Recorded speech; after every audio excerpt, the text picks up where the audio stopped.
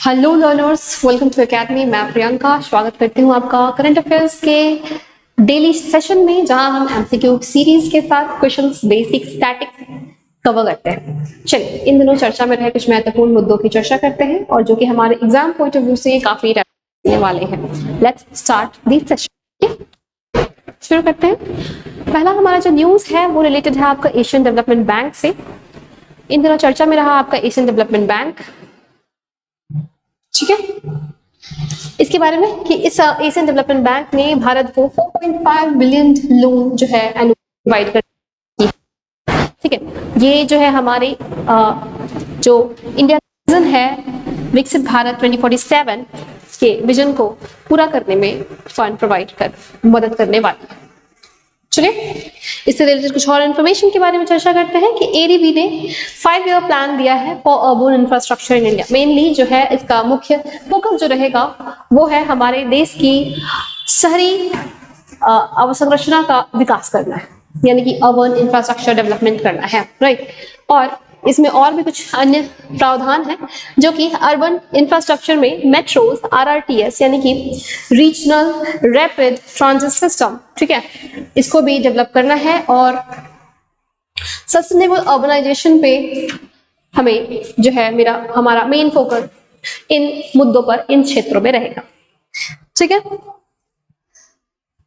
इसका एक और इम्पोर्टेंट था फीचर्स कि मेन जो स्कीम है वो क्या करना है, प्राइवेट इन्वेस्टमेंट को बढ़ावा देना है थ्रू अर्बन चैलेंज के द्वारा, अर्बन चैलेंज फंड। ये एक नया फंड निकल के आ रहा है। इस मुद्दे से चर्चा करते हैं। इस क्वेश्चन पे आता है पहले, एशियन डेवलपमेंट बैंक की भारत में शहरी विकास योजना कितने वर्षों की है। एशियन डेवलपमेंट बैंक ने भारत में ये जो योजना प्रोवाइड की, ये जो फंड हमें प्रोवाइड किया जाएगा वो हमारे शहरी विकास योजना के लिए वो मद्देनजर देखते हुए किया जा रहा है। तो इसका जो टाइम पीरियड है वो कितना है, आपके ऑप्शंस, राइट। इसके जो सही जवाब है वो है आपके 5 वर्ष। 5 वर्षों का ये प्लान है जिसमें हमारे देश के अर्बन डेवलपमेंट इंफ्रास्ट्रक्चर को सस्टेनेबली डेवलप किया जा रहा है, ठीक है। अगले क्वेश्चन क्यों आते हैं कि एशियन डेवलपमेंट बैंक की इस योजना में किस फंड को मुख्य रूप से निजी निवेश आकर्षित करने के लिए शुरू किया गया है, जैसा कि अभी हमने चर्चा किया। कुछ ऑप्शंस पे आते हैं कि Bharat growth fund, metro expansion fund, urban challenge fund, smart city investment fund. तो इसका सही जवाब जो है वो है हमारा अर्बन चैलेंज फंड, जिसके तहत प्राइवेट इन्वेस्टमेंट को भी इसमें भागीदारी उनकी भी रहेगी, जिससे जो हमारा प्राइवेट क्षेत्र है, निजी क्षेत्र की भी भागीदारी देखने को मिलेगी और जिससे कि हमारे शहरी अवसंरचना विकास को बढ़ावा दिया जाएगा। इससे कुछ बेसिक्स पे बात करते हैं अगर, तो इसकी स्थापना 1966 का टाइम पीरियड है। इसका हेडक्वार्टर अक्सर क्वेश्चन पूछा जाता है, जो कि आपके मनीला फिलीपींस में सिचुएटेड है। एम क्या है इसका, एशिया प्रशांत क्षेत्र, एशिया प्रशांत क्षेत्र। हालांकि यूपीएससी के क्वेश्चन प्रीवियस क्वेश्चंस में देखने को मिला था, उसने इसी टर्म से खेल करके क्वेश्चन बनाया था कि सिर्फ एशियन नेशन को ही जो एशियन डेवलपमेंट बैंक है वो फंड प्रोवाइड करता है। हालांकि इसके बारे में यह जानना बेहद दिलचस्प है कि यह एशिया प्रशांत के क्षेत्रों में भी जो है वो लोन प्रोवाइड करता है और जो है सामाजिक विकास को बढ़ावा देता है, राइट। भारत इसमें जो जुड़ा है वो है 1986 का टाइम पीरियड, राइट। 1986 में भारत जो है वो एडीपी के यानी कि एशियन डेवलपमेंट बैंक के संस्थापक सदस्यों में से एक है। हालांकि इसके एक और इम्पोर्टेंट क्वेश्चन जो कि इसे करंट सेक्शन से हो सकते हैं, इनके अध्यक्ष के बारे में, मसातो कांडा दिल्ली में अभी आए हुए हैं और इसी दौरान हमारे प्रधानमंत्री के साथ मीटिंग के साथ यह जो चर्चा है वो निकल कर आई है, ठीक है। अगले पे चलते हैं।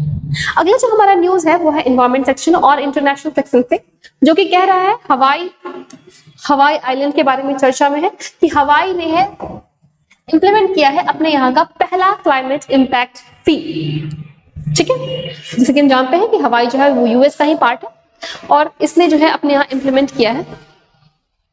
क्वेश्चन आते हैं कि ग्रीन फी लागू करने वाला अमेरिका का पहला राज्य बन गया है।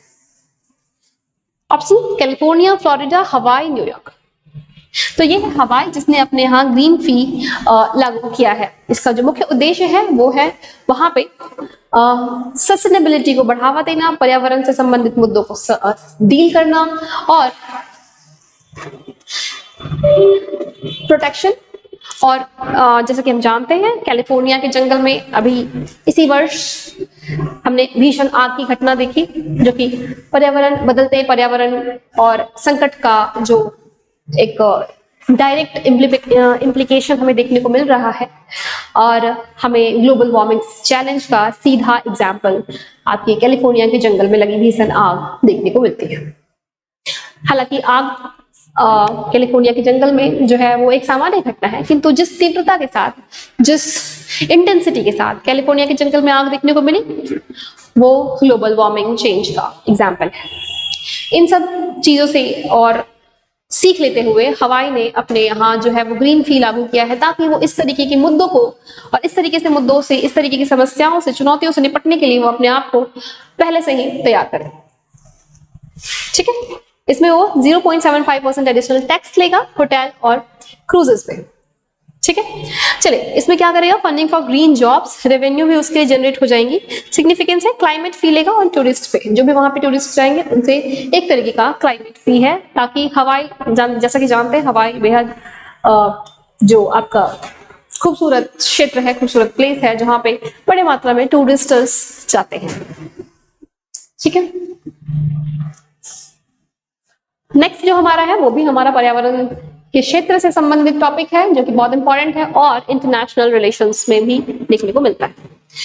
आपका जो टॉपिक है वो है कि जलवायु संकट के बीच वैश्विक ग्लेशियर पिघलने में जो तेजी है वो देखने को मिली। हाल ही में जैसे कि हम जान रहे हैं international conference on glacier preservation 2025 की मीटिंग चल रही है, यूनाइटेड नेशन के द्वारा ऑर्गेनाइज किया गया है, और ये मीटिंग जो है वो आपके दुशानबे अर्थात तजिकिस्तान के कैपिटल में ऑर्गेनाइज की जा रही है।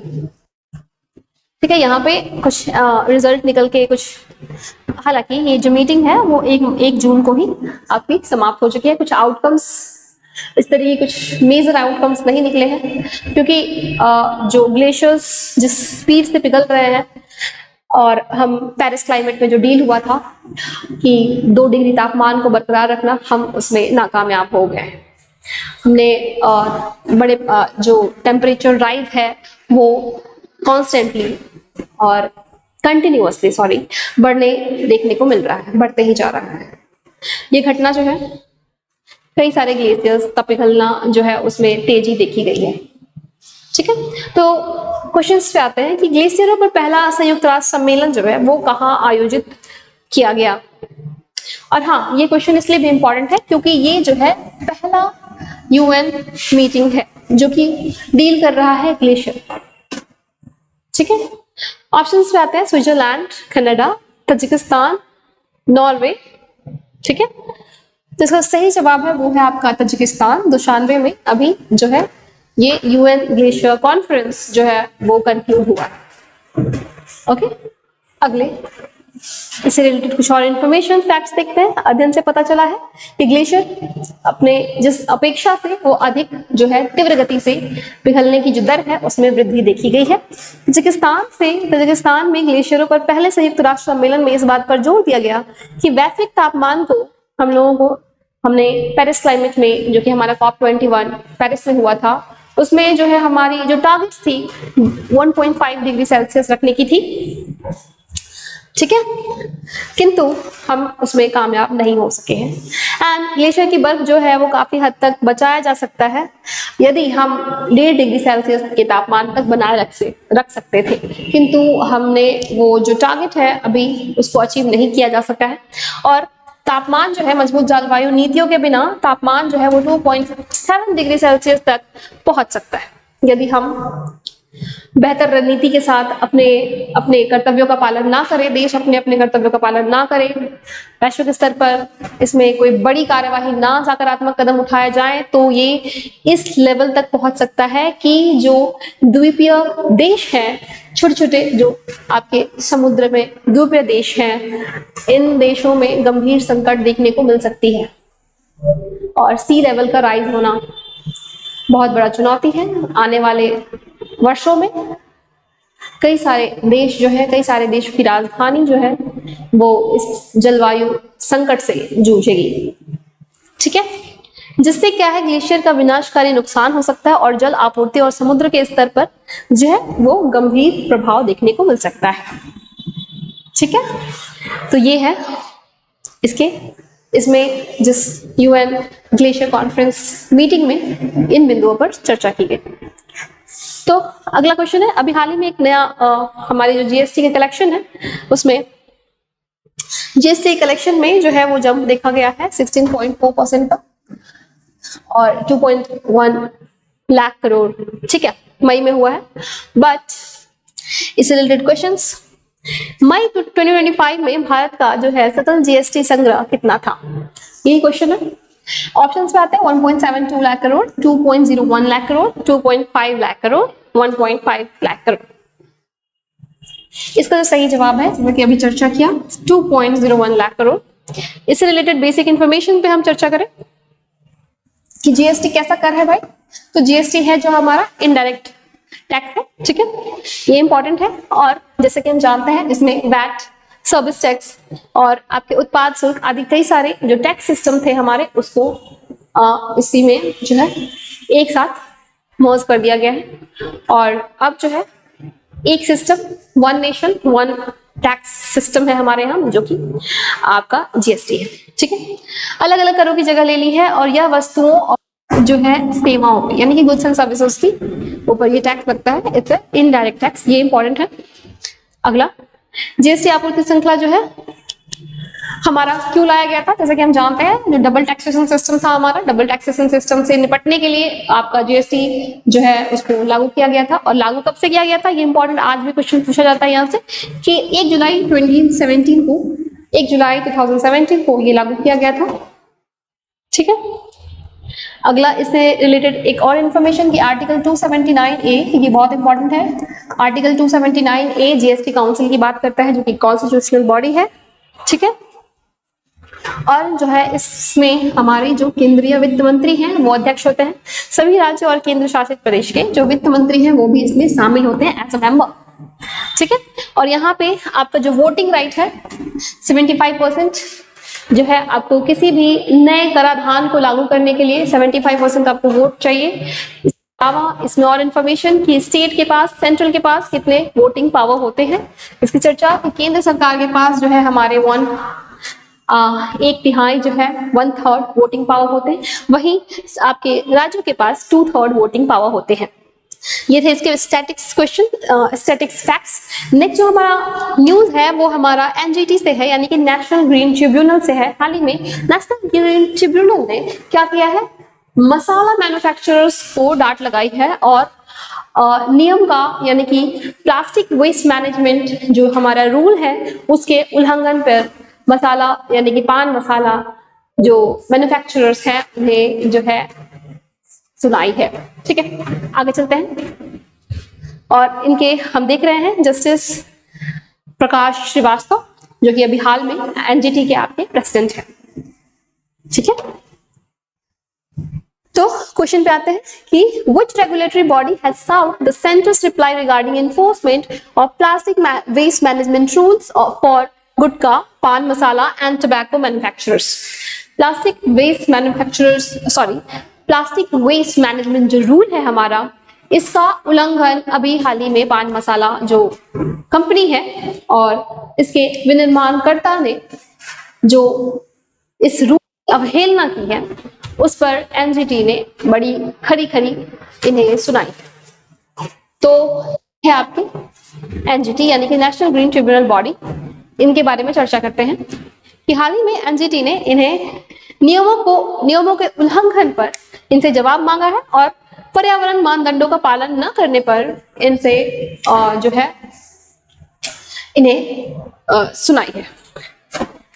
कुछ बेसिक्स पे आते हैं कि नेशनल ग्रीन ट्रिब्यूनल जो है हमारा, ठीक है, ये एक स्टैट्यूटरी बॉडी है जो 2010 के एक्ट के तहत इसका गठन किया गया था, ठीक है। और पर्यावरण संरक्षण, वन संरक्षण और प्राकृतिक संसाधनों संबंधित मामलों को जो हमारा राष्ट्रीय हरित न्यायाधिकरण है वो देखता है। ओके, ये है इसके बेसिक इंफॉर्मेशंस।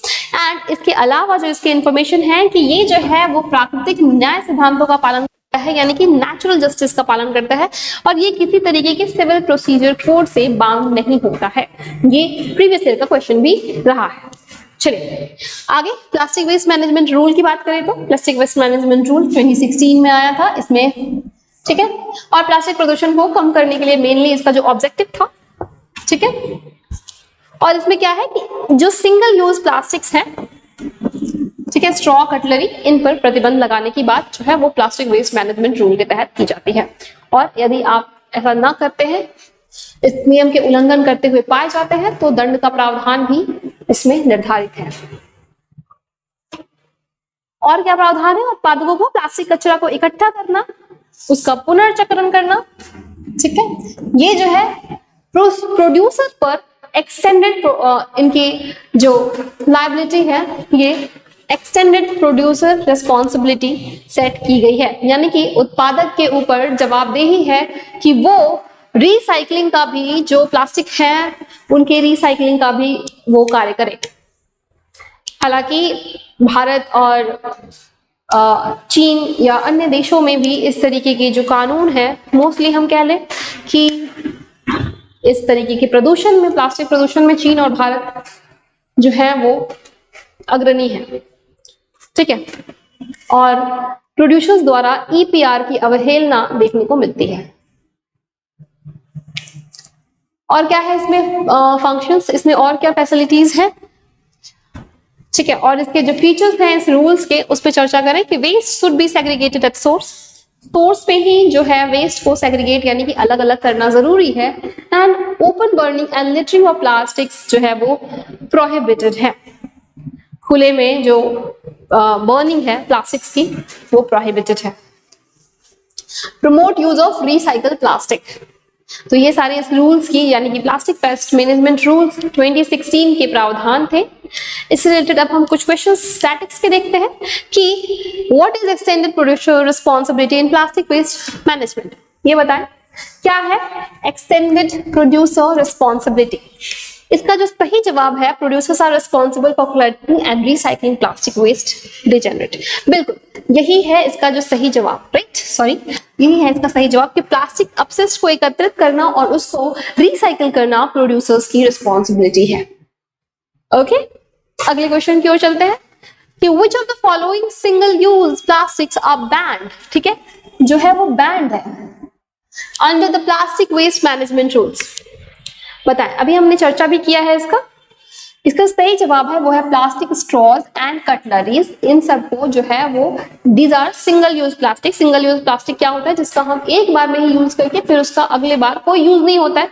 इन सारे सिंगल यूज प्लास्टिक्स को जो है इंडिया में बैन किया गया है।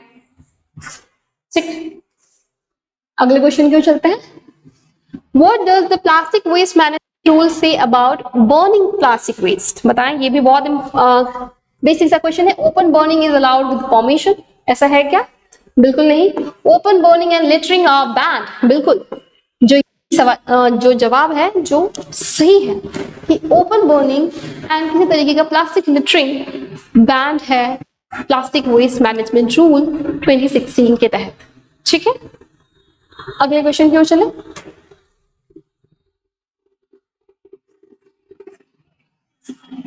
अगला जो हमारा टॉपिक है, जैसे कि 31 मई को अहिल्याबाई होलकर जी की हमने देखी बर्थ एनिवर्सरी, राइट। और ये कितने नंबर की बर्थ एनिवर्सरी थी? 300 नंबर की बर्थ एनिवर्सरी थी। इसीलिए ये क्वेश्चन इंपॉर्टेंट हो सकता है इनसे, क्योंकि ये मार्क करने लायक बात है। 300वीं जन्म दिवस अहिल्याबाई होलकर की, इनके कार्यों की हम, ठीक है। क्वेश्चन आता है कि अहिल्याबाई होलकर का है पहला जन्म, मतलब पहला क्वेश्चन है हमारा, सॉरी, कि इनके जो जन्म है वो कब हुआ था? 1720, 1725, 1730 या फिर 1740। ये है आपका 1725 का टाइम पीरियड है जब अहिल्याबाई होलकर जी का जन्म जो है वो महाराष्ट्र में हुआ था। ठीक है, आगे चलते हैं। अहिल्याबाई होलकर जो है वो किस राज्य की राजधानी थी, सॉरी, किस राज्य की रानी थी? Sorry, my mistake. तो इसका सही जवाब है वो इंदौर की राजधानी, इंदौर की रानी थी। I don't know what is happening, राजधानी, सॉरी। अहिल्याबाई होलकर ने निम्नलिखित में से किस धार्मिक स्थल का निर्माण कराया था? ये बहुत इंपॉर्टेंट क्वेश्चन है। इनके जो वर्क है, इन्होंने जो कार्य किया था उससे रिलेटेड है। Kashi Vishwanath temple, Akshardham temple, Somnath temple या फिर ANC। काशी विश्वनाथ टेम्पल और आपका सोमनाथ टेम्पल के जो चर्चा है कि इसके निर्माण में इनकी भूमिका है वो है देखी जाती है। ठीक है, तो ये क्वेश्चन इंपॉर्टेंट है। अगला इनका कुछ बेसिक फैक्ट, जैसे कि मैंने बताया कि इनका जो जन्म है वो चौंडी में महाराष्ट्र में हुआ था। ठीक है, आज ये आपका इन्हीं के नाम से जाना जाता है, अहिल्याबाई नगर, और इससे पहले उसका जो नाम था वो था अहमदनगर।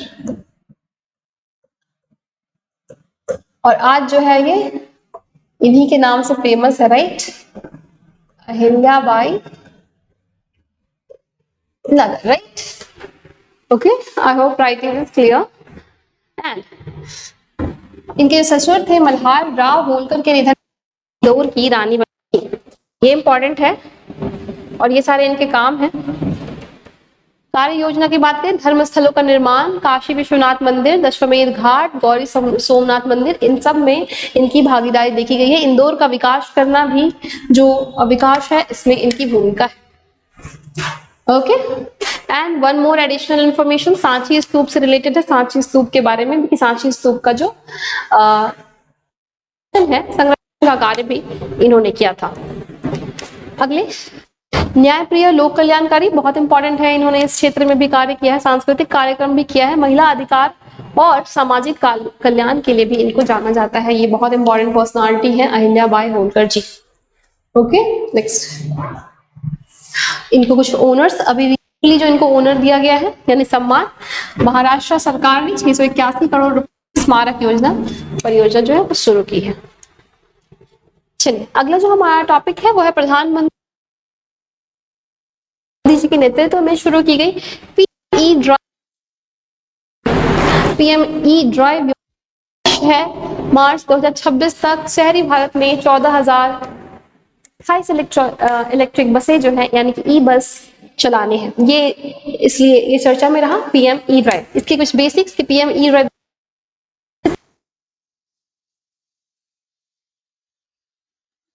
जो है वो बढ़ावा देना है।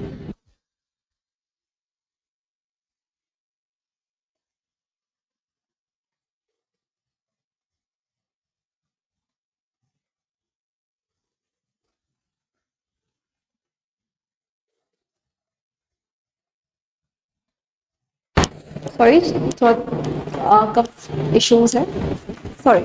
चलिए चर्चा करते हैं कि ये जो है आपका फेम का ही है अगला पार्ट, जो कि हमारे इलेक्ट्रिक वाहनों की बढ़ावा के लिए, इलेक्ट्रिक वाहनों के बढ़ावा देने के लिए जो है ये पहल है शुरू की गई थी।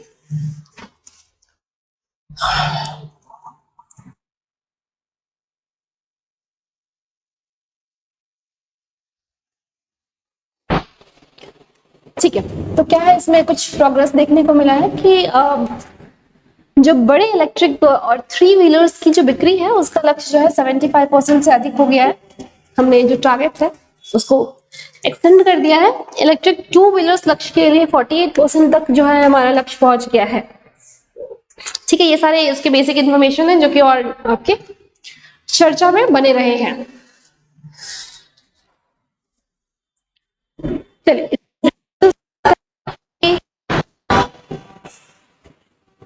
सॉरी, हाँ, क्वेश्चन करते हैं कि पीएम ई ड्राइव जो योजना है वो शुरू कब की गई थी। बहुत बेसिक सा क्वेश्चन है, अभी चर्चा भी किया हमने, राइट। तो चर्चा किया, कौन सा इसका सही जवाब है? इसका जो सही जवाब है वो होगा आपका सितंबर 2024। ये टाइम पीरियड है जब पीएम ई ड्राइव को जो है वो लॉन्च किया जाता है। और पीएम ई ड्राइव कुछ और नहीं है जैसे कि हमारा फास्टर मोबिलाइजेशन ऑफ इलेक्ट्रिक वाहन, राइट, फेम का अगला पार्ट है।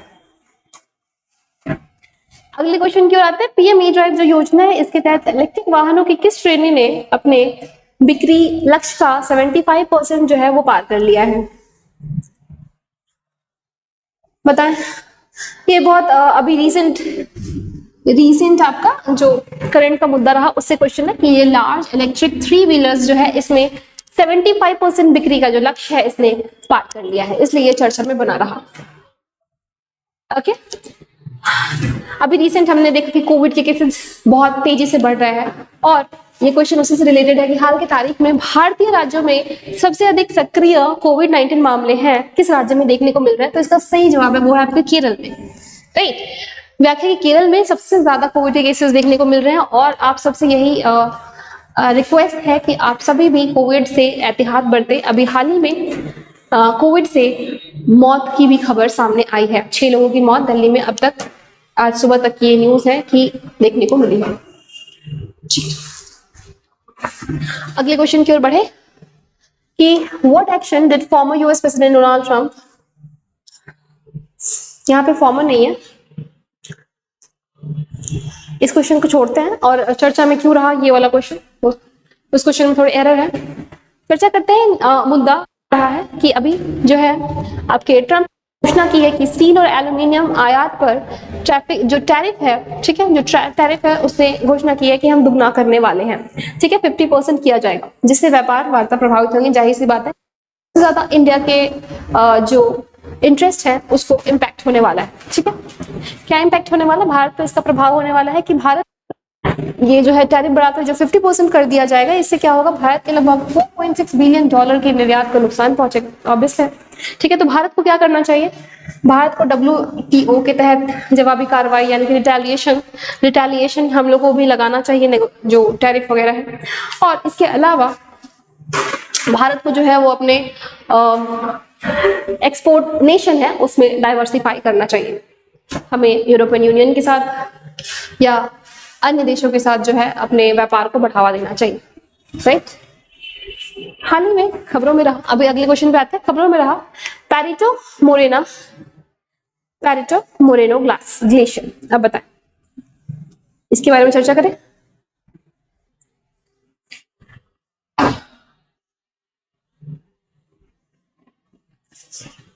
ऑप्शंस पे आता है, ठीक है, अर्जेंटीना, चिली, इक्वाडोर, पेरू। तो जो पेरिटो मोरेनो ग्लेशियर है, सॉरी अगर उच्चारण सही से ना हो रहा हो तो ये क्वेश्चन पूछा जा रहा है कि कौन से देश में सिचुएटेड है ये ग्लेशियर बहुत इंपॉर्टेंट है और इन दिनों चर्चा में रहा, ठीक है। इसका सही जवाब है वो है आपका अर्जेंटीना, राइट। अर्जेंटीना में ये जो ग्लेशियर है पेरिटो मोरेनो ग्लेशियर, ये खबरों में बना रहा। और इसके अलावा इसमें कुछ बेसिक इंफॉर्मेशन कि ये जो है ग्लोबल वार्मिंग चेंज के कारण इस तरीके की समस्या देखने को मिल रही है, राइट।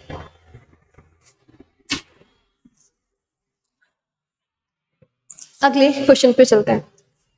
तो ये से कुछ बेसिक फैक्ट है कि पेरिटो मोरेनो जो ग्लेशियर है इसे व्हाइट जायंट भी कहा जाता है, ये इंपॉर्टेंट है इससे रिलेटेड, यानी कि पेरिटो मोरेनो ग्लेशियर जिसे कि व्हाइट जायंट कहा जाता है, अर्जेंटीना की सांता क्रूज, यहाँ पे सांता क्रूज में जो है ये सिचुएटेड है।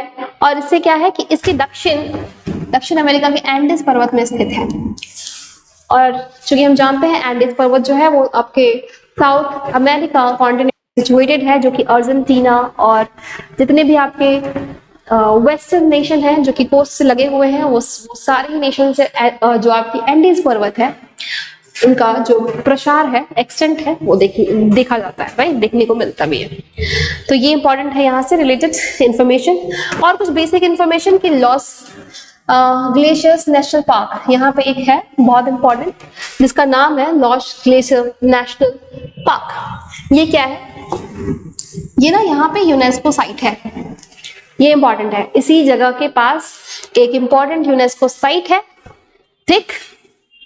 और चूंकि ये चर्चा में इसलिए बना रहा है ये ग्लेशियर, जैसा कि मैंने अभी बताया कि ग्लोबल वार्मिंग से इस ग्लेशियर के पिघलाव में और पिघलने की दर में तेजी देखने को मिल रही है। ओके,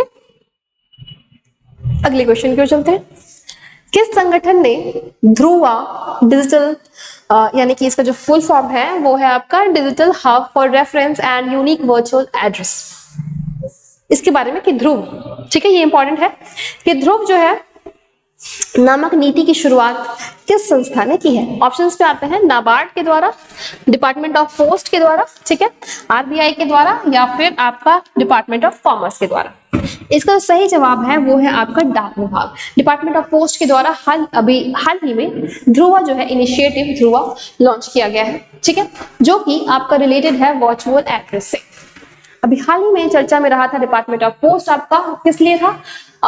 उससे जो हमने पिछले दिनों चर्चा किया था हमने कि 2 इनिशिएटिव उसने लॉन्च किया था, जो कि आपके डिजिटल पिन यानी कि है ना, ई पिन से रिलेटेड था, डिजिटल पोस्टल नंबर, और इसमें प्रावधान था कि एक्यूरेसी को बढ़ाया जाए, जो पोस्टल एड्रेस है उसके एड्रेस को और प्रिसाइजली उस जगह पर पहुंचा जाए, जिसमें कि हमने बात की थी ग्रिड प्रणाली की। ग्रिड प्रणाली के तहत जो है हम किसी भी एड्रेस के प्रिसाइज लोकेशन पे पहुंच सकते हैं।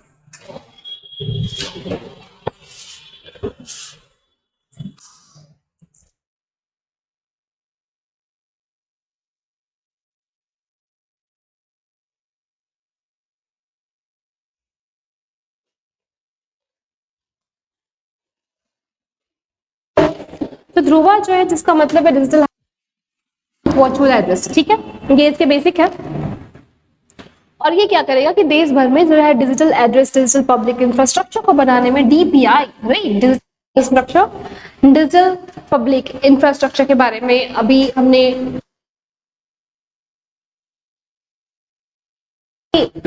ये सारे ही जो है आपके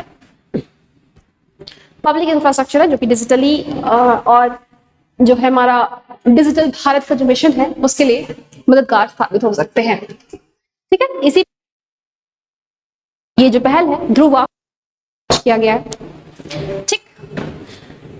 तो ध्रुवा को एक जियो कोडेड मानक और इंटरऑपरेबल डिजिटल एड्रेस सिस्टम प्रदान करता है। इसका उद्देश्य जो है सरकारी और निजी क्षेत्रों से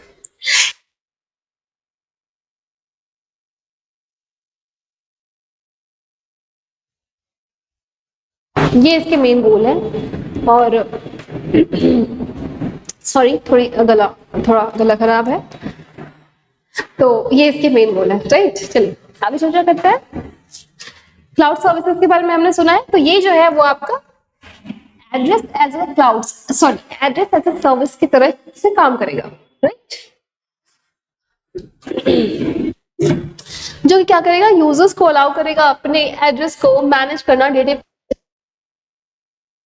नहीं रहेगी देखने को, ठीक है, प्राइवेसी के इश्यूज ना हो, इसलिए ये एड्रेस एज ए सर्विस को जो है इसके तहत ये जो ध्रुवा इनिशिएटिव है उसको लॉन्च किया गया है। चलिए आगे क्वेश्चन पे आते हैं। भारत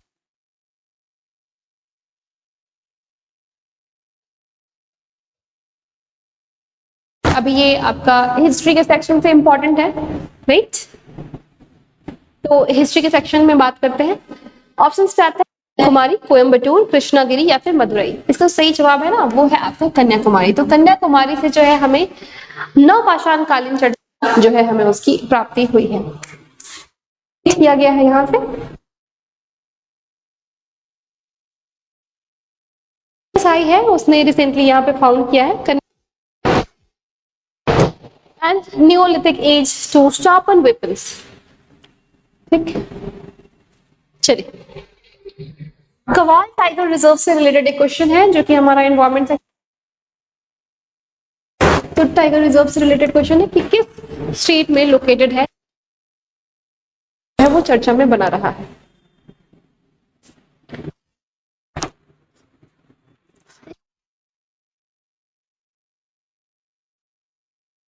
आपका कवाल टाइगर रिजर्व हाल ही में चर्चा में होने का कारण यह है कि महाराष्ट्र जो गवर्नमेंट है, तेलंगाना राज्य सरकार ने हाल ही में महाराष्ट्र में कवाल टाइगर रिजर्व और तडोबा दोनों को मर्ज करने की जो है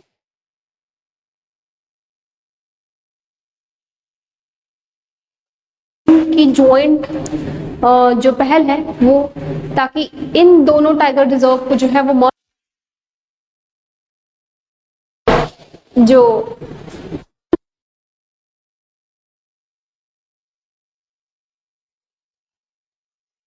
से उसकी समस्या को थोड़ा कम किया जा सके, और ऊपर से इसका अपना जो है इकोलॉजिकल इम्प्लीकेशन भी है, ठीक।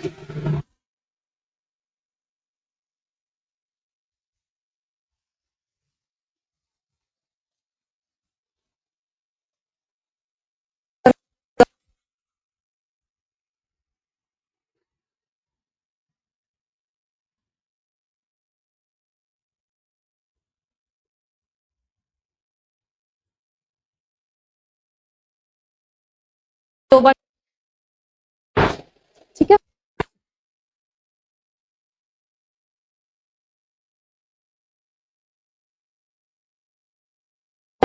जो इससे कॉरिडोर निकल के आएगा उसका नाम क्या हो गया? आगे चलते हैं, इसके बारे में कुछ और इन्फॉर्मेशन कि ये जो है कांवड़ टाइगर रिजर्व आपकी गोदावरी नदी के किनारे स्थित है। कहाँ पे स्थित है? गोदावरी नदी के किनारे स्थित है।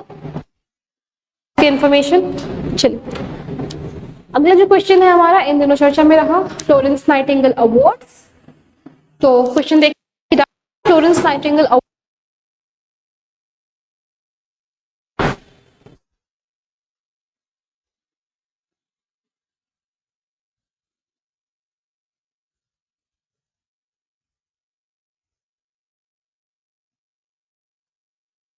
15 आपके नर्स को प्रोवाइड किया गया है।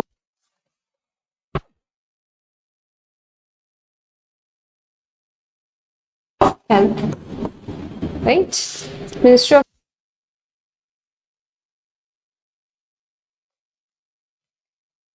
ये कुछ बेसिक इंफॉर्मेशन कि राष्ट्रपति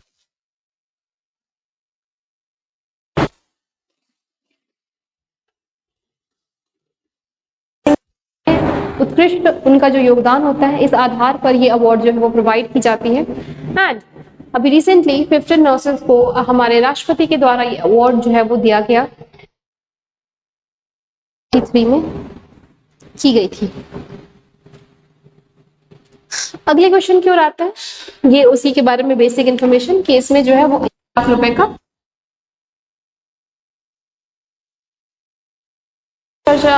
मुद्दा रहा। अभी हमने हाल ही में देखा मिस वर्ल्ड के बारे में, ठीक है।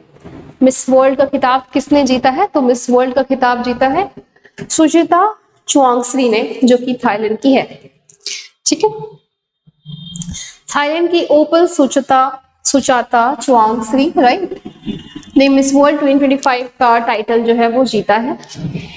एंड बाकी इनके basic information, miss world question है हमारा, मिस वर्ल्ड 2025 का खिताब किसने जीता है? ऑप्शंस पे आते हैं क्रिस्टीना पाजोकावा,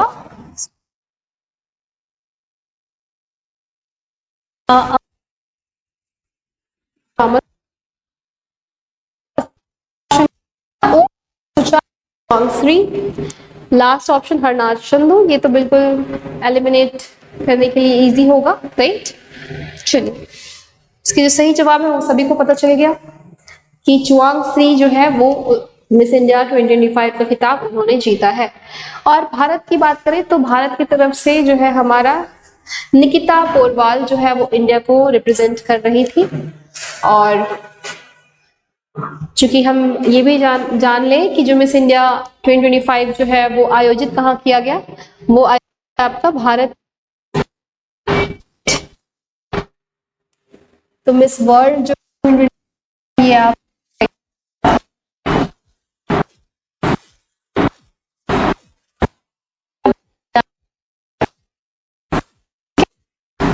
की विजय है लिया किताब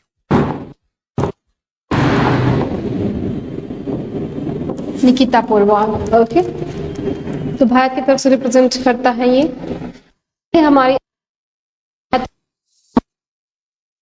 हमने देखा, चर्चा की उसके बारे में, स्टैटिक्स फैक्ट के बारे में जाने। आशा करती हूँ आपके लिए आपके लिए ये उपयोगी होंगी। चलिए सेशन को यहीं एंड करते हैं, मिलते हैं अगले सेशन में कुछ महत्वपूर्ण मुद्दों के साथ। Thank you.